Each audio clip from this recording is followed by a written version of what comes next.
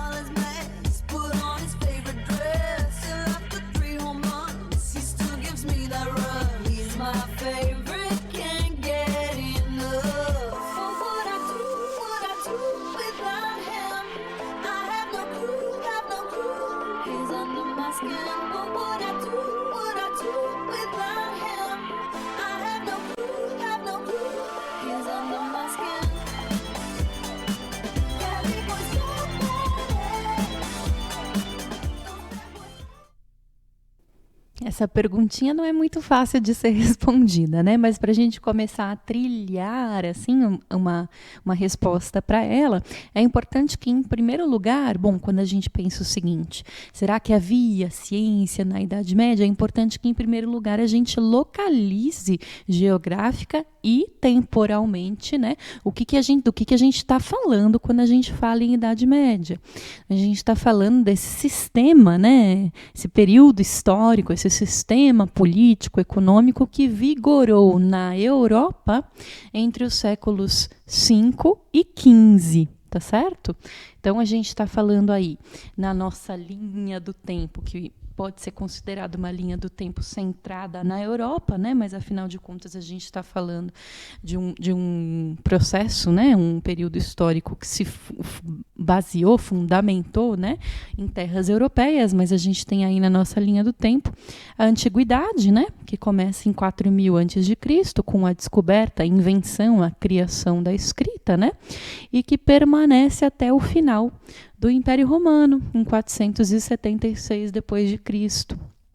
Quando cai o Império Romano, pessoal, considera-se, né, os historiadores consideram que se inicia um outro período histórico que é chamado de Idade Média. A Idade Média, portanto, teria essa temporalidade entre 476 depois de Cristo até 1453 depois de Cristo. E aí a gente percebe que a Idade Média tem uma duração bastante extensa no tempo. Ela dura quase 1000 anos, ela dura quase 10 séculos, tá certo? E quanta água não correu por baixo da ponte na Idade Média ao longo desses quase 1000 anos, né? Depois da Idade Média, só para a gente terminar de fazer a leitura da nossa linha do tempo, inicia-se, portanto, a Idade Moderna, que dura aproximadamente até 1789, que é o ano da Revolução Francesa, e o período pós-Revolução Francesa é, por muitos historiadores, chamado de Idade Contemporânea, referente a esse período atual que a gente vive hoje. Tá certo? Bom, a Idade Média, pessoal, então, como esse período, né, que dura quase 10 séculos, é um período bastante frutífero, né, e que dá pano para manga para a gente pensar uma série de questões, inclusive essa que a gente se propôs hoje a respeito da ciência e das possibilidades de existência, de realização de ciência na Idade Média, né? E a gente começa já com uma informação que de cara é logo super importante para a gente começar a pensar sobre isso, e que é o seguinte: olha, as primeiras universidades, pessoal, as primeiras instituições de ensino superior, né, de que a gente tem notícia na Europa, elas aparecem entre os séculos 12 e 13. Portanto, ainda na Idade Média, né? Então, se a gente tem aquela ideia, né, que é muito difundida, de que o conhecimento, né, na Idade Média ele era absolutamente dogmatizado pela Igreja, enfim. Mas a gente tem aqui, já caminhando para o final da Idade Média, o aparecimento das universidades na Europa. Se bem que as universidades, em um primeiro momento, foram legitimadas, autorizadas, né, pela Igreja Católica, mais tarde elas vão se independizando, né, e vão ganhando autonomia para realizar os seus procedimentos, né? Mas as universidades na Europa, elas foram se tornando as mais importantes instituições, tanto educacionais quanto intelectuais, desde a Antiguidade Clássica, tá certo? E por que elas chamavam, né, assim, por que elas recebiam esse nome? Porque nesses espaços os indivíduos tinham liberdade para estudarem temas diversos, que eram chamados de temas universais. E por conta da ideia de que haveria temas universais, é que esses espaços acadêmicos e intelectuais passaram a chamar-se universidades. Como a gente já conversou um pouquinho, as universidades eram criações eclesiásticas, certo? Portanto, da Igreja Católica. Elas são oriundas, né, da Igreja Católica. Elas surgiram assim como extensões, né, dos colégios episcopais, em que se ensinavam as 7 artes liberais. Né? As 7 artes liberais a gente viu na aula anterior, são aquelas que compõem o trivium e o quadrivium, que eram os 2 modelos de estudo, né, na Idade Média, e aí na universidade as pessoas tinham a liberdade então de estudar qualquer uma dessas 7 artes liberais. No século XIII, as universidades na Europa começam a ganhar cada vez mais destaque e elas vão se destacando gradualmente da própria Igreja Católica. Elas vão se tornando verdadeiramente sistemas de educação, de investigação, que vão ficando mais complexos do que os colégios episcopais.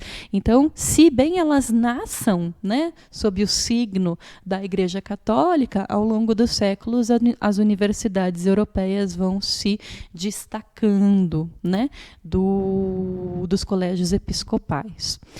O que muitas vezes as pessoas não sabem é que na Idade Média, principalmente nesse período que a gente chama de Baixa Idade Média, que são os séculos que vão de 10 a 15, né, depois de Cristo, que correspondem então à decadência da Idade Média, decadência no sentido de que vai caminhando para o seu término, né?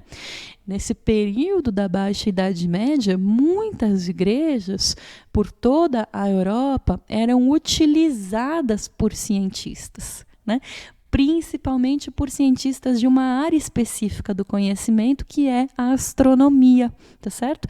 Como vocês sabem, pessoal, nesses séculos 14, 15, 16, a astronomia vai ganhando bastante importância e ela vai ganhando cada vez mais, como é que se diz? Cada vez mais conhecimentos, ela vai se desenvolvendo cada vez mais ao longo dos séculos, nas figuras, né, de Copérnico, Galileu Galilei, Johannes Kepler, Giordano Bruno, né? E o que esses cientistas faziam era utilizar as cúpulas das igrejas, né? Então, geralmente, as igrejas católicas eram essas construções muito majestosas que possuíam, né, no seu topo esses observatórios, essas cúpulas, que eram utilizadas por muitos cientistas e muitos astrônomos para observação dos astros e do universo, do firmamento, né? E quem conta isso para a gente é um historiador, o Heilsbronn, né? Que lá na sua obra O Sol na Igreja, diz que durante a Idade Média houve usos muito peculiares, né, das igrejas. Para além das igrejas serem utilizadas como um templo para orações, enfim, elas também eram utilizadas pelos primeiros astrônomos modernos, né? E o que eles procuravam fazer nas suas observações, nas suas incursões aí nas cúpulas das igrejas? Eles procuravam corrigir o calendário juliano e também confirmar ou refutar detalhes dos sistemas cósmicos de Ptolomeu e Copérnico. A gente conversou bastante ao longo das nossas aulas sobre a oposição entre esses 2 sistemas que Galileu chamava de sistemas máximos do mundo, né? Que eram sistemas de interpretação, propositivos mesmo, sobre como seria o funcionamento do universo. Por um lado, a gente tem desde a Antiguidade Clássica o Ptolomeu defendendo a Terra como centro do universo, uma Terra absolutamente estática no centro do universo, ela não se movia, todos os outros astros giravam ao redor dela, na leitura de Ptolomeu, que vigorou durante toda a Idade Média, e a gente tem depois a proposta copernicana, né, de que Na verdade, a Terra não estaria no centro do universo, o Sol ocuparia essa posição, portanto, ao invés de uma teoria geocêntrica, Copérnico propõe uma teoria heliocêntrica, em que o Sol ocuparia a posição do centro do universo e todos os outros astros orbitariam em torno do Sol, o que seria inclusive a causa, né, de dia e noite, estações do ano, eclipses e etc. Bom, e aí a gente segue aqui, né, com a participação dos astrônomos, né, nessas cúpulas dessas igrejas. Então, o papel da igreja nas pesquisas astronômicas foi, assim, controverso, porque se, por um lado, os astrônomos poderiam, né, utilizar as cúpulas para fazer as suas observações, por outro, Galileu foi silenciado. Vocês estão lembrados, a gente viu ao longo das nossas aulas que Galileu teve que abjurar, né? Ele teve que apresentar uma controvérsia em relação à sua crença, né, de que a Terra não seria o centro do universo. O próprio Giordano Bruno foi morto, né, pelo Tribunal Inquisitorial. Então, assim, havia um conflito interno mesmo nas igrejas. Muitos sacerdotes católicos, eles eram simpáticos, né, a essas teorias heliocêntricas, mas eles recebiam ordens superiores que proibiam, né, que eles propagassem essas teorias ou que eles dissessem, né, que elas eram verdadeiras. Então, é interessante a gente entender esse período, né, do final assim da Idade Média como esse período em que, mesmo dentro da igreja, já não havia mais uma certeza absoluta, um dogma absoluto, né, a respeito da visão ptolomaica, da antiguidade clássica, de que a Terra seria o centro do universo. Já nesse período, quando os astrônomos começam a ocupar as cúpulas das igrejas, mesmo dentro, né, do sacerdócio da Igreja Católica, já havia divisões. E havia aqueles que já passaram a fazer parte das fileiras, né, digamos assim, das teorias heliocêntricas. Né? Daí, posteriormente, né, entre os séculos XV e século XVIII, é que em várias igrejas italianas e francesas, aí sim se instalam mesmo diversos instrumentos astronômicos que eram chamados de meridianos, né? E aí, com esses meridianos, os astrônomos conseguiam fazer observações muito mais precisas, né? Muito mais acuradas do universo, tá certo? Então, só para a gente entender que quando a gente fala sobre ciência na Idade Média, principalmente na Baixa Idade Média caminhando para a modernidade, a gente está falando de uma dinâmica, de um processo social tenso, né? Cheio de confrontos, que, né? como todos os processos sociais, tá certo? Esse do estabelecimento, do ganho de relevância, né, da ciência no final da Idade Média também não foi nem um pouco tranquilo. Né? E se a gente voltar lá para o século XIII, quando os astrônomos estavam ocupando as cúpulas das igrejas, observando o céu, né, a gente vai ver aí que já havia, né, um certo movimento que impelia algumas mentes ao pensamento científico, como é o caso, por exemplo, de Roger Bacon. Quando a gente fala, né, nesse sobrenome Bacon, a primeira figura que vem na nossa cabeça geralmente é a de Francis Bacon, esse cientista que participa da revolução científica, sobre a qual nós conversamos também no nosso componente, né? Mas aqui a gente está falando de alguns séculos antes, pelo menos. A gente está falando de Roger Bacon, que viveu no século XIII e que foi um frade, um filósofo inglês que era conhecido como Dr. Mirabilis, o doutor maravilhoso, né? Por conta da imensidão de conhecimentos que ele detinha sobre diferentes assuntos. né? Ele contribuiu para a mecânica, para a ótica, para a geografia. Ele é considerado também o avô da ciência experimental moderna.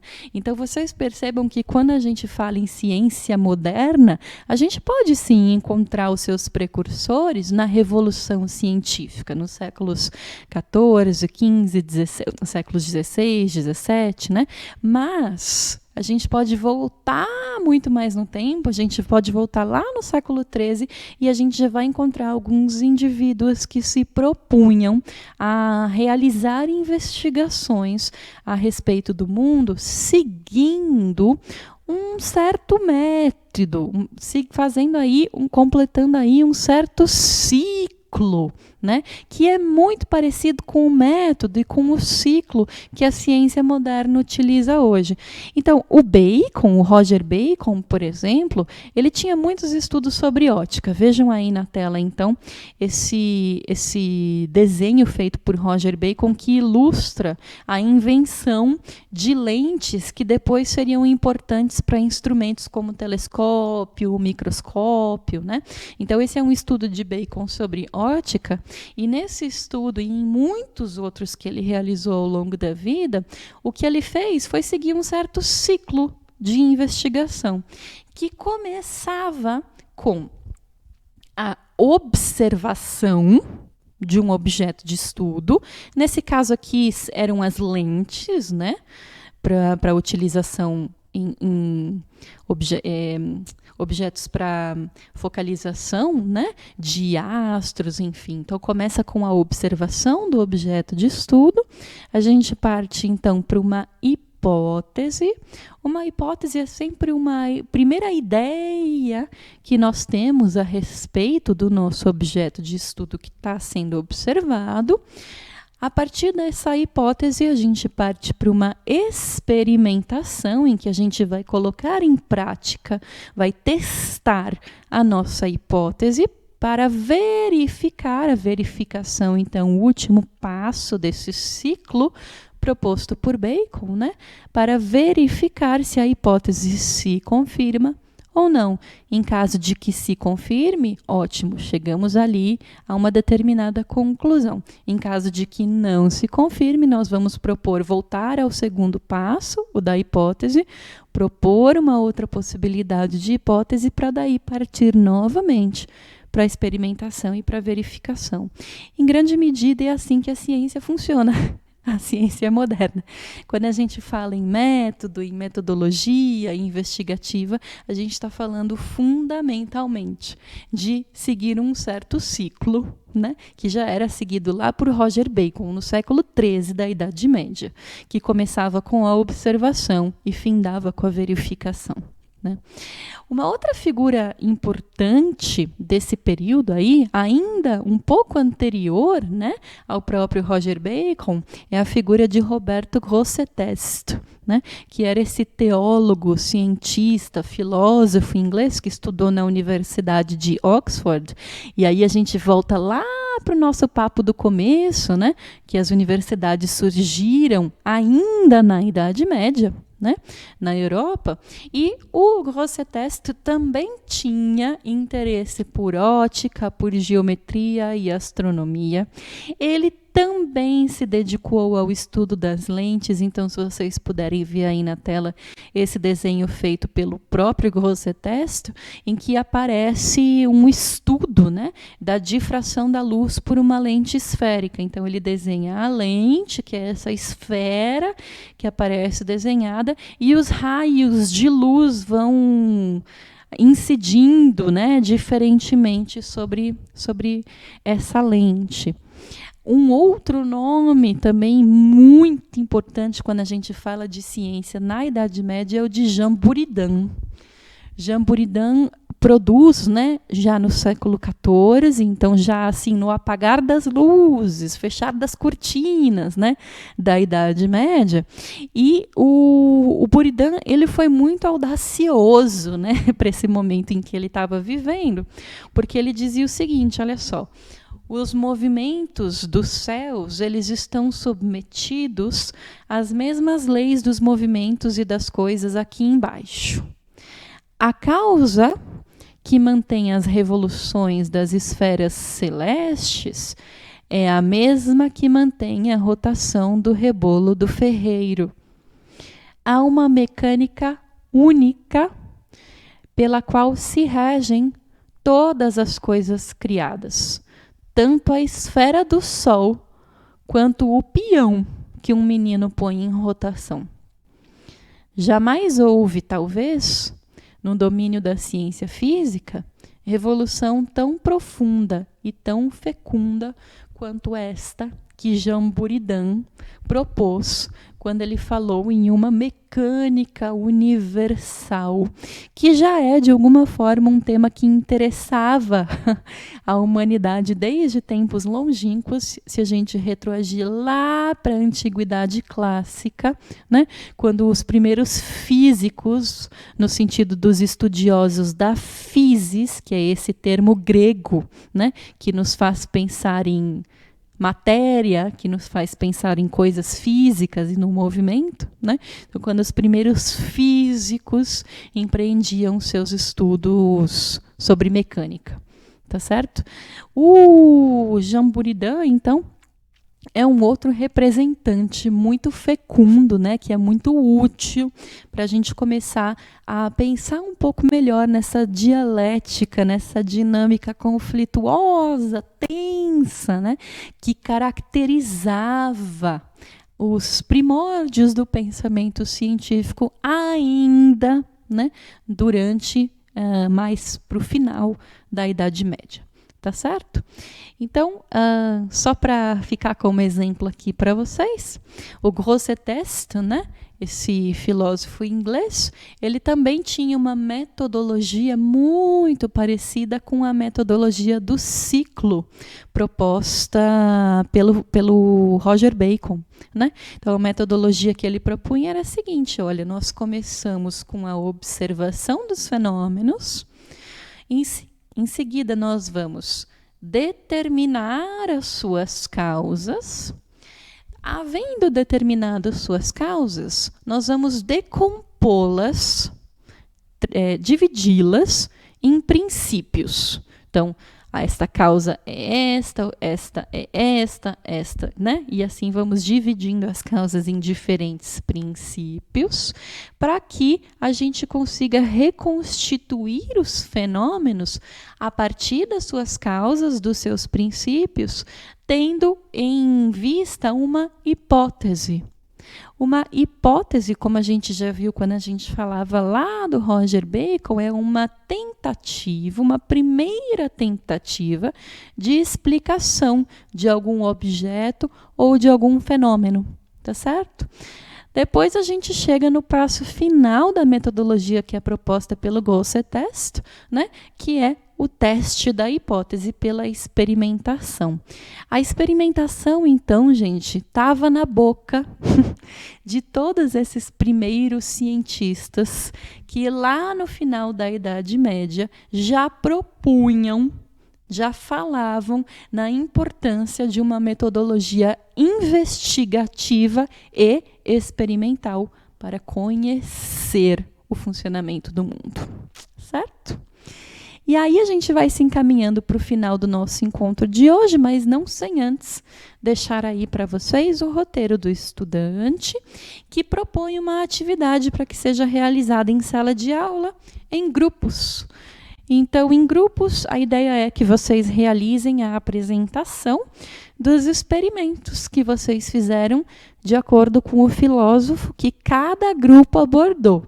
Então, ao longo dessa atividade, cada grupo, né, que foi separado pela professora, pelo professor de sala de aula, ficou responsável pelo estudo e pela realização de um experimento, né, reproduzindo um experimento ou um estudo de um filósofo ou de um cientista dentro do que a gente chamou de revolução científica. Então, vocês vão fazer a apresentação desses experimentos, lembrando que quanto mais criativas e criativos vocês forem na hora de fazer essa apresentação, tanto mais atrativa ela vai ficar para os colegas.